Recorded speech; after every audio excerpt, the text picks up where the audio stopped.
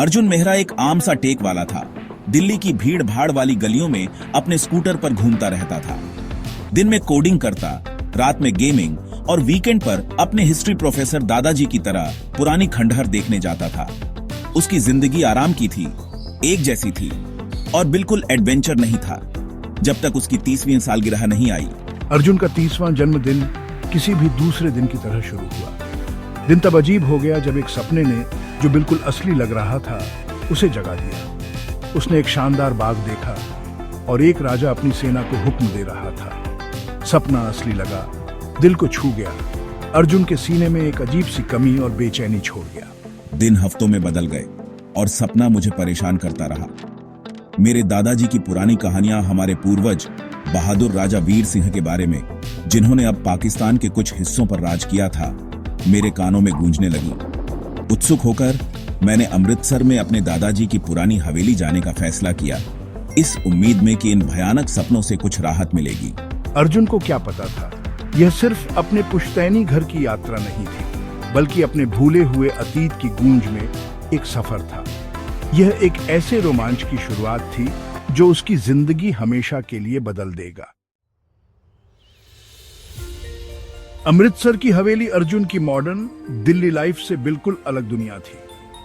आंगन में कदम रखते ही उसे एक बदलाव महसूस हुआ। उसकी रीढ़ में झुनझुनी दौड़ गई। जैसे ही उसने धूल भरे कमरों को देखा, उसकी उंगलियां फीकी टेपेस्ट्री पर घूम गई, जिन पर एक शानदार अतीत के दृश्य थे। उसकी नजर एक किताबों की अलमारी के पीछे एक गुप्त रास्ते से दिख रहे एक छिपे हुए कमरे पर पड़ी। अंदर मुझे एक धूल भरा संदूक मिला। मैंने उसे खोला। मेरा दिल उम्मीद से धड़क रहा था।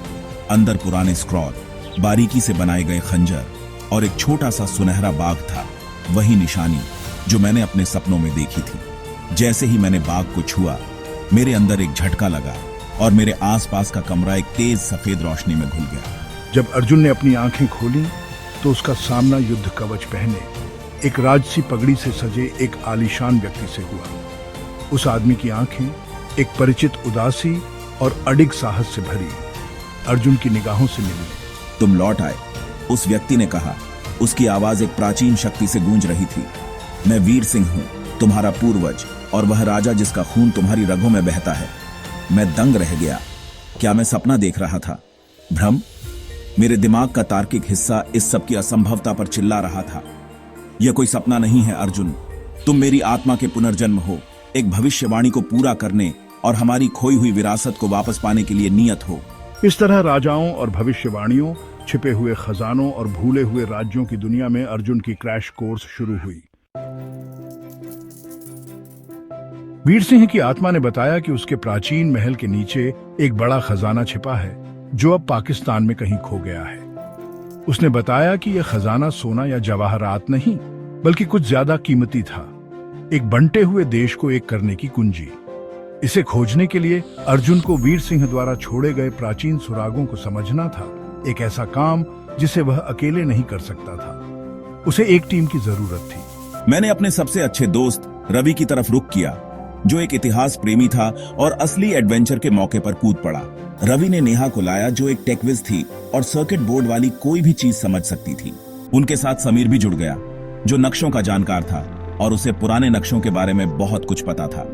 और इमरान, जो लाहौर पाकिस्तान में रहने वाला एक पुरातत्वविद था, जिसका उस इलाके का ज्ञान बेजोड़ था। उनकी अलग अलग बैकग्राउंड और स्किल्स ने उन्हें एक अजीब लेकिन जबरदस्त टीम बना दिया।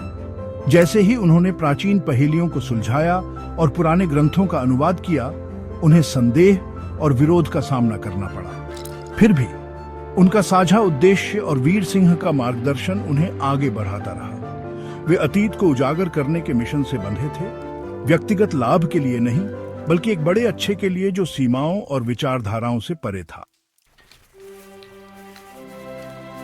उनका सफर उन्हें भारत के शहरों से होते हुए सीमा पार पाकिस्तान ले गया, जहां उन्होंने हंसी मजाक और चतुराई से सांस्कृतिक मतभेदों और नौकरशाही बाधाओं को पार किया।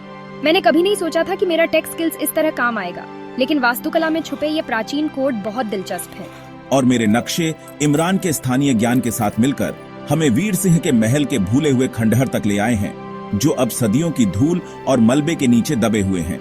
यह महल सिर्फ एक महल नहीं है, पता है, ये प्राचीन भारतीय इंजीनियरिंग का एक चमत्कार है, उस समय का प्रमाण जब विज्ञान और आध्यात्म आपस में जुड़े हुए थे। हाँ, और तकनीक का इस्तेमाल विनाश के लिए नहीं, बल्कि मानव जाति की भलाई के लिए किया जाता था। ये कमाल है। सांस रोककर और दिल धड़कते हुए उन्होंने एक गुप्त भूमिगत कक्ष का प्रवेश द्वार ढूंढ लिया। जैसे ही वे भूल भुलैया वाली सुरंगों से गुजरे, इतिहास का भार उन पर पड़ा। ये बूबी ट्रैप मजाक नहीं है, ये वाकई हमारी चतुराई की परीक्षा ले रहे हैं, और ये प्राचीन पहेलियां हमारी बुद्धि को चुनौती दे रही हैं। इन सब के बीच वीर सिंह की आत्मा ने उनका मार्गदर्शन किया, गूढ़ सुराग और प्रोत्साहन के शब्द दिए। वह इस भूली हुई दुनिया में उनका कंपास था, जो उन्हें रहस्य के केंद्र के करीब ले जा रहा था। भाग 5, राजा की विरासत।